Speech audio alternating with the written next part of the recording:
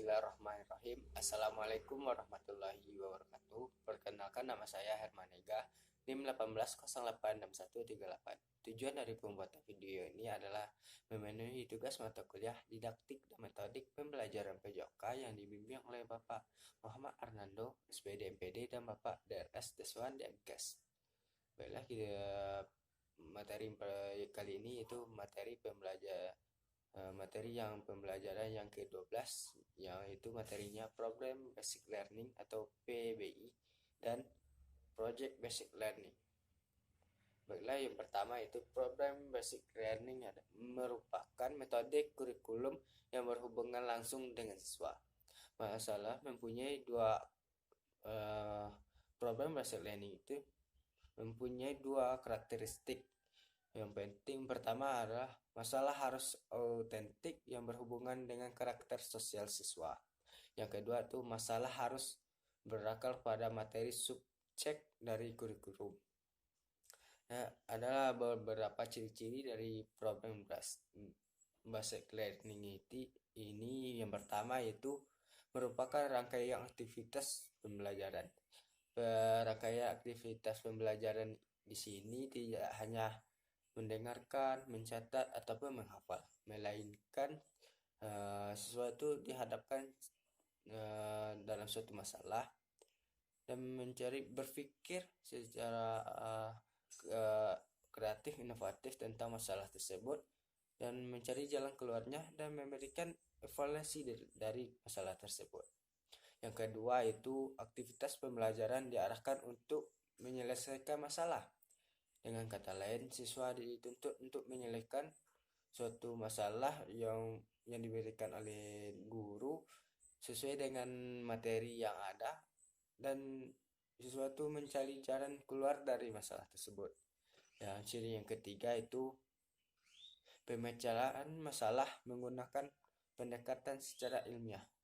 Siswa itu berpikir secara ilmiah dan mencari jalan keluar dari masalah tersebut dengan menggunakan buku atau referensi yang lain.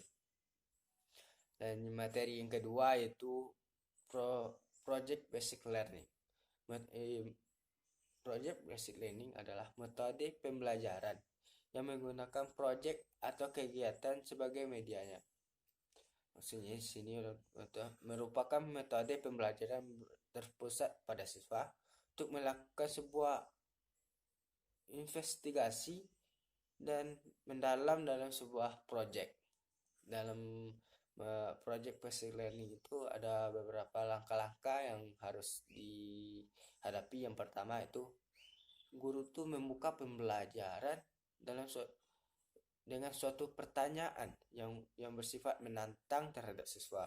Yang kedua itu merencanakan proyek. Itu di sini siswa itu merencanakan bagaimana sih untuk melaksanakan proyek tersebut.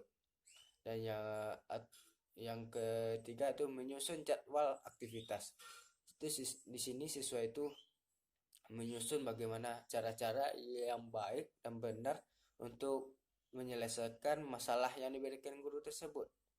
Dan yang keempat itu guru di sini mengawasi jalannya pembelajaran yang dilaksanakan oleh siswa.